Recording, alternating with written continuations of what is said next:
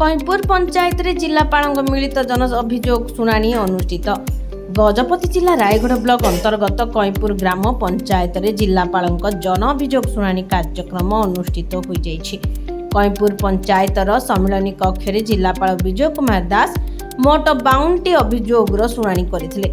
सेथि मध्यरे 36टी व्यक्तिगत और 16टी सामूहिक समस्या रहितिला। समस्त अभियोग गुड़ी को तुरंत समाधान करने निमंते विभागीय अधिकारी मानक जिलापाल निर्देश देथिले।